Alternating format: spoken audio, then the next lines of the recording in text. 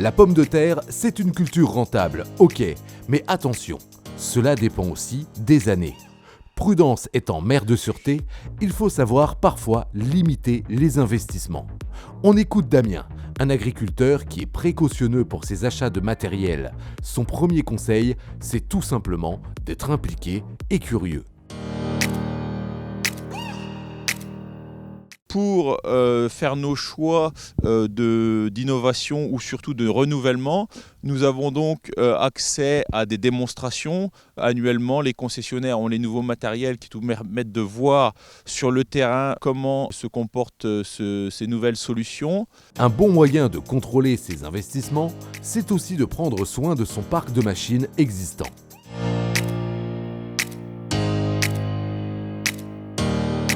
Donc là, on est en présence d'une machine qui a déjà 20 ans, donc qui a été entretenue année après année.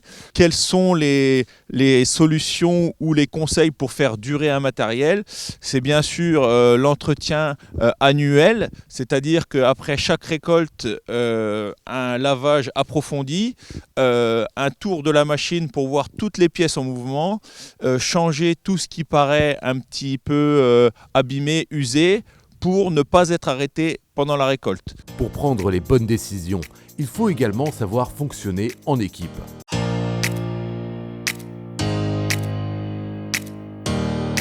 Pour les achats de matériel, le but est donc de se consulter en agriculteur, de connaître nos besoins, de voir ce qu'il existe sur le marché et ensuite de peser le pour et le contre pour faire un choix qui demain nous permettra d'améliorer la qualité de travail. La qualité de travail, c'est bien sûr une pomme de terre avec le moins d'endommagement mécanique possible et ensuite d'avoir une qualité de travail et un coût de production le plus faible possible.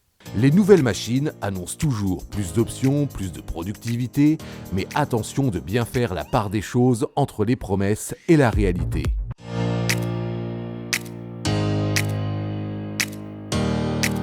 Après avoir essayé différentes solutions, dont une machine de tri au champ il y a une vingtaine d'années, nous avons fait le choix de partir sur un système classique avec arracheuse simplifiée, déterreur à la ferme, pour arriver à faire un travail de qualité au niveau des tubercules. Aujourd'hui, notre matériel est fiable et donc d'un coût de production très faible, avec un entretien très simple et où nous connaissons très bien notre matériel. Donc c'est pour ça qu'au niveau de ce qui est récolte, arrachage, déterreur, n'ayant pas de solution aujourd'hui qui nous apporte un plus, nous avons fait le choix de conserver ce matériel. Faire le plein d'informations, bichonner le matériel déjà acheté, mutualiser ses investissements et éviter l'achat compulsif, voici les 4 conseils clés de notre agriculteur pour ne pas craquer sur une acquisition que l'on regretterait par la suite.